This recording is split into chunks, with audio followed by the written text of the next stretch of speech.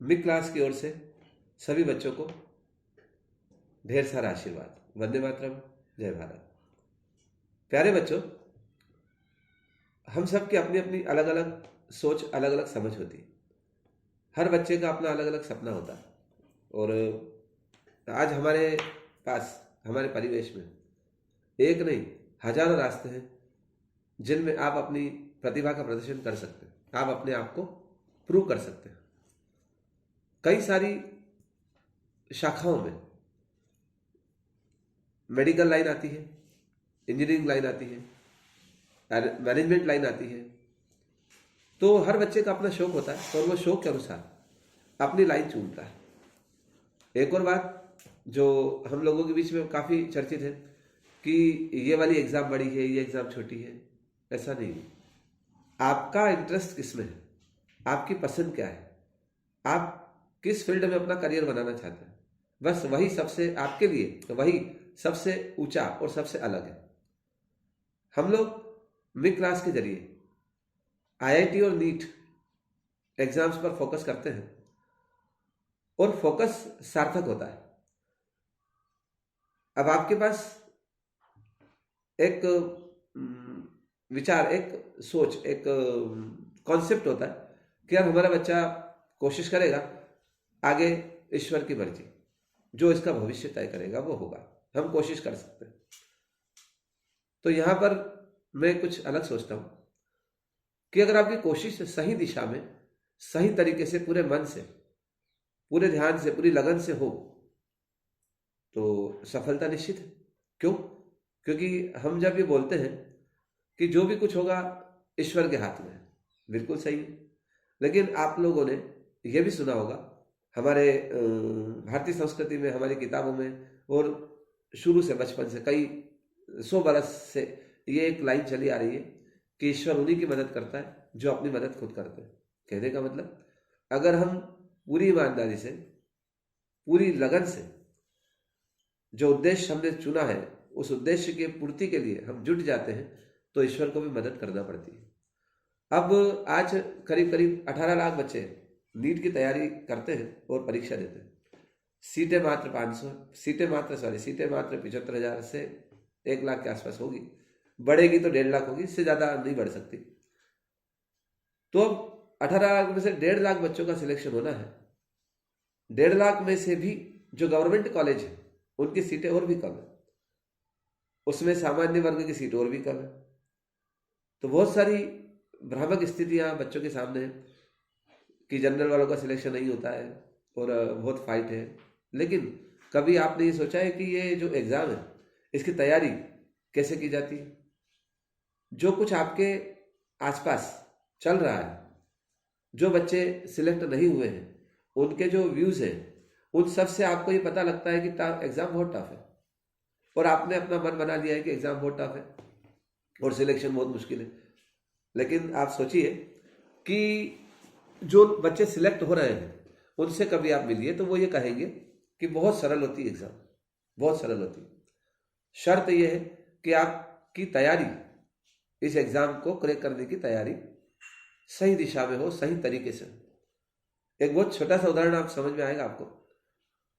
अगर आपको कुएं से पानी निकालना है तो आप बाल्टी लेकर आएंगे, कुएं से पानी निकालेंगे, और आपको एक ड्रम भरना है तो आप पानी निकाल कर उस ड्रम में डालेंगे और करीब 2 या 2.5 घंटे बाद वो ड्रम भर चुका होगा और 2.5 घंटे बाद ड्रम भरकर आपके चेहरे पर एक जीत होगी, एक मुस्कुराहट होगी कि मैंने ये कार्य कर दिया, और आपको लगेगा कि मैंने बहुत मेहनत की।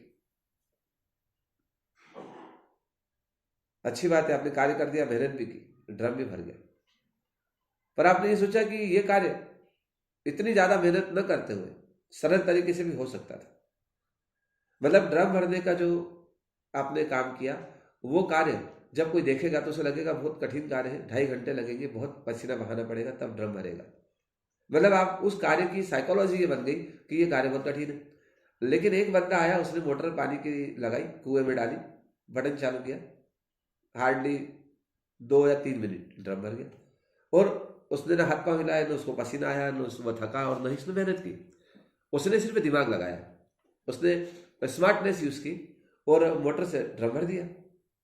जब आपके पास साधन है, जब आपके पास उपाय है, तो फिर आप क्यों मेहनत करेंगे? 3 घंटे क्यों बिगाड़ेंगे? क्यों अनावश्यक निरर्थक थकेंगे? आप स्मार्ट मनी 5 मिनट के अंदर काम कीजिए बिना थके, और 3 घंटे के अंदर आप कितने सारे काम कर सकते हैं, कितनी अचीवमेंट ले सकते हैं आप। तो बस नीट में भी ऐसा ही है रास्ते, बहुत सरल तरीके से, बहुत सरल पढ़ाई से एक ही बार में फर्स्ट अटेम्प्ट आप नीट क्रैक कर सकते हैं, और ये हमने करके बताया है, हम कर रहे हैं। तो ये संदेश भी उन बच्चों को है जो बहुत दिल से चाहते हैं कि मैं डॉक्टर बनूं, और उनके दिमाग में ये साइकोलॉजी है कि यार बहुत कठिन है, तो आप निकाल दीजिए, बहुत सरल एग्जाम है। सिर्फ आपको सही दिशा में स्मार्ट बनकर पढ़ाई करना है। हम लोग 8वीं 9वीं से बच्चों को प्रमोट करते हैं, और 8वीं 9वीं से जब बच्चा स्टडी शुरू करता है तो उसमें बहुत सारी बातें, बहुत गंभीरता भी आती है। 8th के बाद बच्चों में परिवर्तन भी होता है। 9th 10th में बच्चे की जो एज है वो बढ़ती है, तो उसके अंदर बहुत सारे शारीरिक और मानसिक दोनों प्रकार के परिवर्तन होते हैं। इस परिवर्तन की बेला पर अगर आप बच्चों को एक अच्छा मार्गदर्शन दे दें तो आपका बच्चा फिर आप जो चाहें वो करके बता सकता है। तो प्यारे बच्चों, जो बच्चे 8th में है या 9th में है या 7th में है, तो जो बच्चे 8th से 9th में जा रहे हैं, वो अगर अपने किसी लक्ष्य को निर्धारित कर चुके हैं या उनको लक्ष्य निर्धारित करना है, तो पहले अपने इंटरेस्ट को परखिए, और उसके बाद आपका इंटरेस्ट जिस फील्ड में, उस फील्ड की तैयारी आप 9th से एक अच्छे मार्गदर्शन के साथ करिए। आप देखिएगा कि आप बिना ज़्यादा मेहनत किए, बिना ज़्यादा पजल्ड हुए, बिना ज़्यादा थके, आप जो आप सोच रहे हैं वो आपको मिल जाएगा, वो आप हासिल कर सकते हैं। शर्त यह है कि एक तो आपका मार्गदर्शक, जो भी आपको मार्गदर्शन दे रहा है, वो बिल्कुल एक्यूरेट हो। दूसरा, आपके अंदर एक कठिन श्रम करने की इच्छा हो, और तीसरा, आपका लगन और आपका की धून सच्ची हो, तो आप जो चाह रहे हैं वो हासिल कर सकते हैं। तो प्यारे बच्चों, पढ़ते रहिए। अगर आपको लगता है, अगर आपको हमारी कोई सहायता की आवश्यकता होती है, तो आप हमसे संपर्क कर सकते हैं। हम ये चाहते हैं कि जिस बच्चे ने किसी कोई बड़ा सपना देखा है, तो उसका सपना अवश्य पूरा हो। उस सपने को पूरा करने के लिए किन किन चीज़ों की आवश्यकता होती है, कैसे पढ़ना है, कितना पढ़ना है, किस तरीके से पढ़ना है, किसी भी सब्जेक्ट को कैसे समझना है, और किसी भी सब्जेक्ट को समझने के बहुत सारे तरीके होते हैं। एक तरीका वो होता है जिसमें सब्जेक्ट तुरंत समझ में आता है, जिसको आप कभी नहीं भूलेंगे।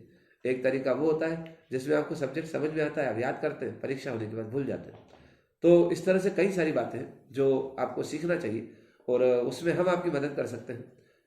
उद्देश्य भी हमारा यही है कि शिक्षा अगर हम दे रहे हैं, हम अगर पढ़ा सकते हैं, तो उसमें सबका भला हो। तो प्यारे बच्चों, आप अपनी तैयारी जारी रखिए, और अगर कहीं कहीं समस्या है तो आप संपर्क कीजिए। जय हिंद।